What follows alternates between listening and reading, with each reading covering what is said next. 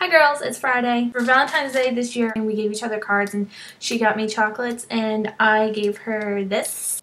Oh man. This week we're talking about The Fault in Our Stars by John Green, and Julie sent me the audiobook, which was very nice of her.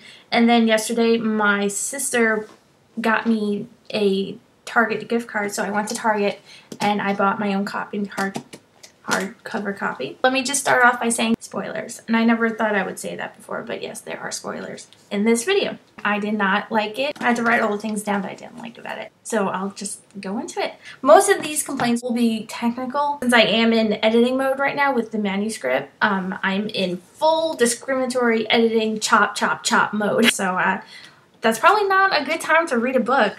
There were a lot of commas. On page 11 there's a paragraph, the second one, where it's all one sentence and there's 1, 2, 3, 4, 5, 6, 7, 8. There's 8 commas and it's very hard to read. And I actually missed a comma, so there's 9 commas. And yeah. And there are a few other paragraphs where he writes like that. If I have to like go back to English class talking about why something is written the way it is, I would have to say maybe it mirrors her thought process, I guess. I don't know. I just don't remember that much in his other books. So that's why I was a little confused about all the commas. But in addition to that, and in full editing mode, I have to say that there were a lot of dialogue and a lot of scenes that were unnecessary. And I wasn't sure how they contributed to the plot or any character development. There's a scene where Hazel is visiting Isaac in the hospital after his surgery, and it's on page 76 and 77, and there's a conversation with Isaac's mom, and it's just straight dialogue. She comes back to the room, they talk, she leaves. I don't understand the purpose of it. Maybe to illustrate how awkward Hazel is. I didn't understand why that was there. On page 148, where she's talking about second plane to go to Amsterdam, and it's just one paragraph and it just describes how they had to synchronize playing the movie, but his started earlier than hers, so he would laugh before she knew what the joke was. I don't understand what that's doing. Talk about character development, it doesn't really tell anything about the plot other than that they boarded the plane to Amsterdam, but yeah, I don't know. Another like technical critique I would have is that the teenagers don't sound like teenagers. It has mostly to do, like, okay, I can understand that Hazel is a homebody. She reads a lot, so she would have a different, she has different diction. Like, she knows what certain words means. And maybe, yeah, she would say it in common, like, day-to-day dialogue. But I'm not so sure about the other characters, and they all have the same, like, they all sound like they're these great readers like Hazel is. On page 94, she's talking to Caitlin about Augustus and how he's hot. She says that she would ride that one-legged pony all the way around the corral. She's as comfortable with her sexuality as John Green is making her out to sound like she is. I just think she would have said, I would do him, or I would F him. I don't think she would know to use a metaphor, and I don't think she would use one about horses in a corral. I don't even think she would know what a corral is, to be honest with you. Maybe that's me, and that's being pessimistic about the scope of what teenagers know. No many 16-year-olds who would know to use corral in a metaphor for doing someone that they think is hot. On page 95, she has this whole big thing whether or not she should pursue things with Augustus, and she has this huge paragraph of where she uses these words like fundamentally incompatible, preemptive, premonition.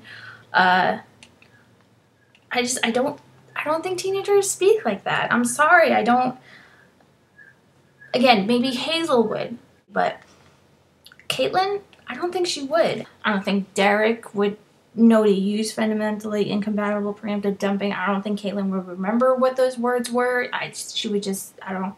And with Augustus, the way he spoke threw me off in dialogue. He would say indeed, and I know teenagers say indeed sometimes in dialogue, but I didn't think Augustus was the type of guy who would do that. Like, he comes off you know, former jock and, you know, pretty popular.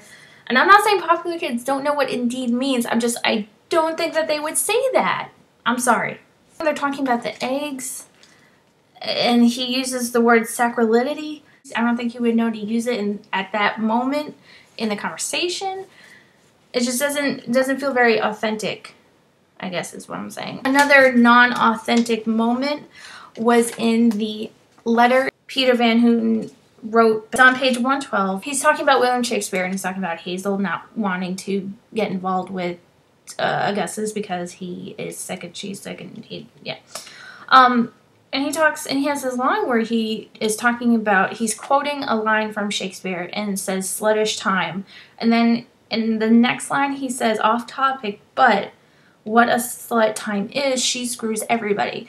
And I'm sorry, I don't think this character, this Peter Van Houten, who is a recluse novelist, used that line when he's writing a letter to some American teenagers. So aside from the critical part, the technical critical part, I had some like fundamental problems with it. I didn't like how everybody had the same sense of humor. I just feel like everyone was witty. Everyone had one-liners that had great diction, and they used all these really interesting words in interesting ways.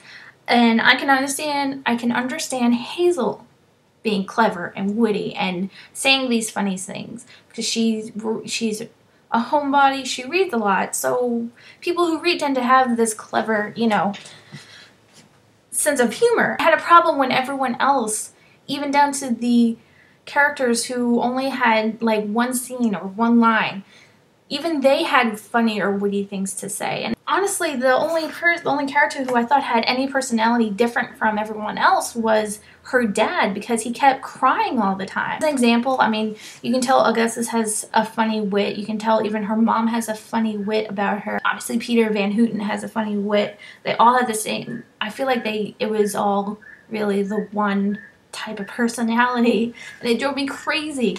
Even the cab driver on page 156, when they first land in Amsterdam and he asks where they're from, they say Indiana. He says, Indiana, they steal the land from the Indians and leave the name. Yes, not everyone in the world is as clever and witty as Hazel, and I don't understand why they are in this book. I don't know. I wanted them to have different personalities, like be distinctive. You have the Alaska syndrome too, where at the end he dies, like looking for Alaska's death.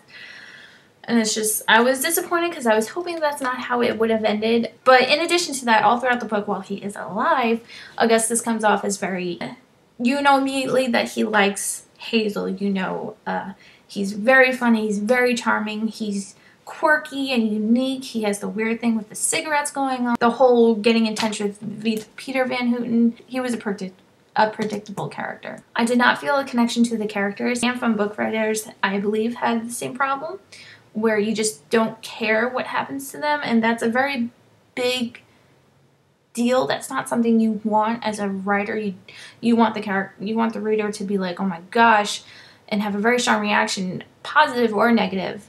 You know, if they're doing something stupid, you want the reader to be like, why are you doing that? That's stupid. They're hurting, or if they're angry, you want the reader to have those same emotions. And I just didn't have them with Hazel. I didn't feel a connection to them. I didn't care what happened. And it made it very hard to read. The ethos wasn't there. There wasn't the exchange of emotions. It was all one way from Hazel.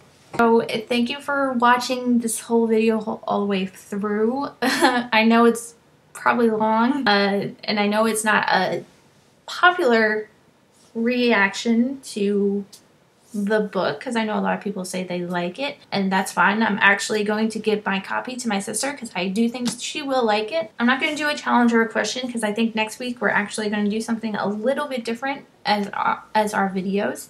So I will make my word of the day to be juice, and I hope everyone has a great weekend. Julie and I will see you on Monday. Bye.